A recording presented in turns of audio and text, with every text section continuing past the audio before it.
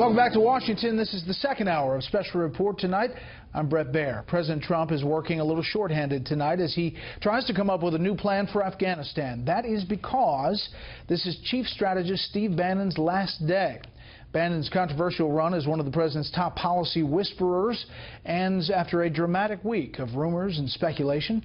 Chief White House correspondent John Roberts is here to start us off tonight with what we know at this hour. Good evening, John. Brett, good evening, and we're learning more by the minute. He did not have the public profile of Sean Spicer or the prestigious title of Reince Priebus, but Steve Bannon is arguably the most powerful figure to leave the White House so far.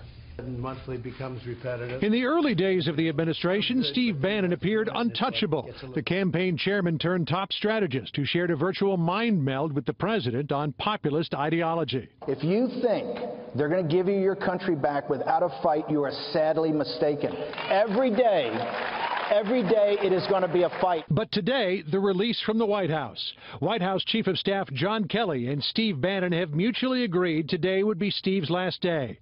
We are grateful for his service and wish him the best. The writing had been on the wall for weeks. President Trump is said to have grown frustrated at the reputation Bannon developed as the real power in the White House, a figure portrayed on late-night television as a grim reaper, Darth Vader character who pulled the president's strings. Can I have my desk back? Yes, of course, Mr. President. I'll go sit at my desk. But while President Trump had growing reservations about Bannon, it was General John Kelly's arrival as chief of staff that accelerated the timeline. A White House official tells Fox News that Bannon tendered his resignation to the president on August the 7th. Bannon's departure was supposed to be announced earlier this week, but was pushed because of the aftermath of Charlottesville. At the president's now infamous Trump Tower press conference on Tuesday, it was clear something was up. I like Mr. Bannon. He's a friend of mine. But Mr. Bannon came on very late. You know that. I went through 17 senators, governors, and I won all the primaries. He's a good person. He actually gets a very unfair press in that regard. But we'll see what happens with Mr. Bannon. The next day, Bannon gave a stunning interview to the left-wing American Prospect magazine in which he attacked his colleagues and contradicted the president's North Korea policy.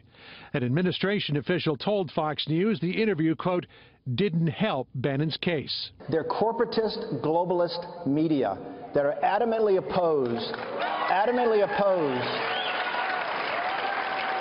to an economic nationalist agenda like Donald Trump has. Bannon's departure drew the expected reaction from the left. The environmental group Sierra Club wrote, quote, good riddance to Steve Bannon, as his disgraceful brand of hate and vitriol deserves no place in the White House.